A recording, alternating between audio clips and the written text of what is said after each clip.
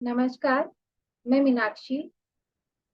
मैं crystal empire Maharashtra का धन्यवाद करती हूँ। मैं श्री मैम और क्रिस्टल वेगा हीलिंग टीम्स का धन्यवाद करती हूँ। आज के इस विजडम के लिए मुझे इनवाइट करने के लिए मैम का बहुत-बहुत धन्यवाद। मैं सभी गुरुओं का धन्यवाद करती हूँ जिनके आशीष से आज मैं कुछ शब्द आप तक पहुँचा पा रही हूँ। मैं धन्यवाद करती हूँ उन सब गुरुओं के लिए जो आज मेरे साथ उपस्थित होकर इस विजडम में शामिल है। मास्टर्स, आज हम बात करेंगे छोटी दीपावली के बारे में और साथ ही अष्टलक्ष्मी माँ का ध्यान करेंगे। फ्रेंड्स, छोटी दीपावली का त्योहार हम क्यों मनाते हैं? छोटी दीपावली बड़ी दीपावली से एक दिन पहले यानी कि चतुर्दशी तिथि को आती है। यह कार्तिक मास की चतुर्दशी को मनाया जाता है। आप जानते हैं कार्तिक मास भगवान कृष्ण को बहुत प्रिय है।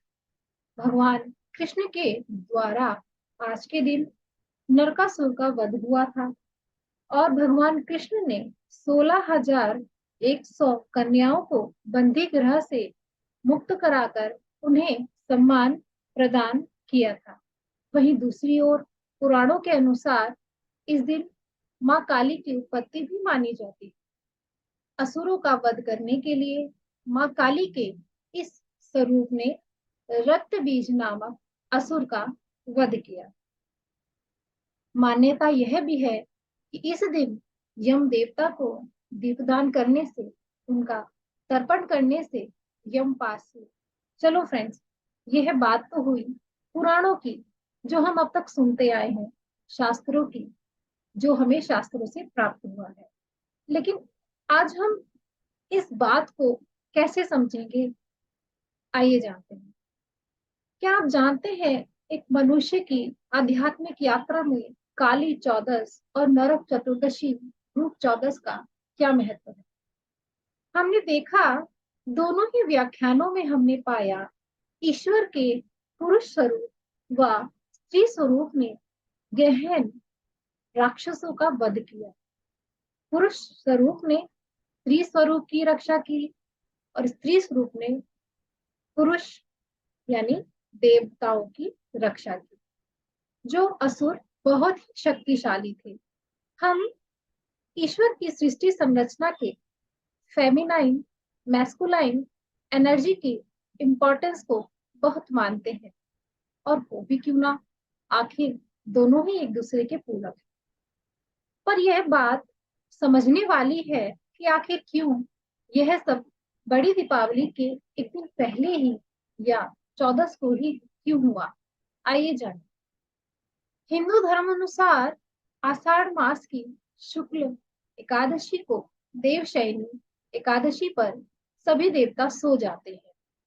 यह सभी लोग जानते होंगे। वह सभी मंगल कार्य रुक जाते हैं। कार्तिक मास में देव उठान एकादशी से ठीक 11 दिन पहले विष्णु पत्नी महालक्ष्मी उठ जाती हैं। जैसे एक सामान्य स्त्री का धर्म होता है कि अपने बच्चों व पति से पहले उठने का। मान्यता है कि महालक्ष्मी उन 11 दिनों में पृथ्वी पर भ्रमण करती है, और यदि कोई भी व्यक्ति अपनी मनसा वाचा क्रिया को शुद्ध कर लेता है तो माँ स्थिर रूप में उनके पास निवास करती।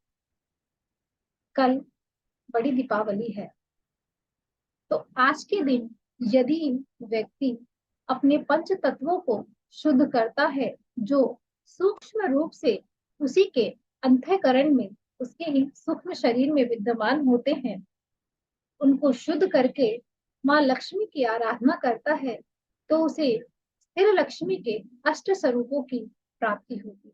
आज के दिन यदि हम हमारी सभी गलतियों को स्वीकार कर भगवान कृष्ण व माँ काली के स्वरूप का ध्यान करते हैं, तो हमारे जीवन की सभी नकारात्मकताएं दूर होकर हमें स्थिर लक्ष्मी की प्राप्ति होती है। तो आइए जानते हैं अष्टलक्ष्मी के वह स्वरूप कौन कौन से हैं? अष्टलक्ष्मी का प्रथम स्वरूप आदिशक्ति। श्रीमद् भागवत पुराण में व दुर्गा सप्तशती में सृष्टि की संरचना आदि लक्ष्मी द्वारा ही हुई। आदि लक्ष्मी के इस स्वरूप को ही हम माँ का वह स्वरूप मानते हैं जिससे सभी शक्तियों की उत्पत्ति हुई और अंत में सभी विलय भी आदि शक्ति में ही होना है, जो भगवान विष्णु के साथ जगत का संचालन करती है। इनकी साधना से, इनके ध्यान से मनुष्य अपने परम लक्ष्य यानी मोक्ष की ओर बढ़ता है। लक्ष्मी के द्वितीय स्वरूप को हम धन लक्ष्मी कहते हैं। माँ लक्ष्मी के दूसरे स्वरूप को धन लक्ष्मी कहा जाता है। इनके हाथ में धन से भरा कलश है तथा दूसरे हाथ में कमल का फूल। इनकी साधना से व्यक्ति अपने जीवन की आर्थिक समस्याओं का समाधान प्राप्त करता है व कर्ज से मुक्ति प्राप्त करता है।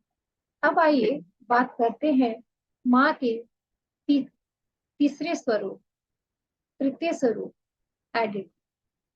आइए बात करते हैं माँ के तृतीय स्वरूप धान्य लक्ष्मी। धान्य लक्ष्मी यानी कि अन्न। माँ के इस स्वरूप को अन्नपूर्णा भी कहा जाता है। इनके आशीर्वाद से व्यक्ति को कभी भी धन धान्य की कमी नहीं होती, उसके भंडार हमेशा ही भरे रहते हैं। इनकी प्रसन्नता के लिए व्यक्ति को कभी अन्न का निरादर नहीं करना चाहिए। माँ का चौथा स्वरूप है गजलक्ष्मी। गजलक्ष्मी हाथी के ऊपर कमल के आसन पर विराजमान होती है। जैसे गज सभी जीवों में बहुत हष्ट पुष्ट मस्त मौला माना जाता है, इसी प्रकार माँ के इस स्वरूप को हम कृषि उर्वरकता के रूप में पूजते हैं। इनके आशीर्वाद से मनुष्य को उत्तम स्वास्थ्य राजयोग प्राप्त होता है। संतान लक्ष्मी। संतान लक्ष्मी को स्कंद माता के रूप में भी माना जाता है। इनके चार हाथ अपनी गोद में स्कंद कुमार को बालक रूप में लेकर बैठी हैं। इनका आशीर्वाद पाने से भक्त की संतान सदैव सुरक्षित रहती है।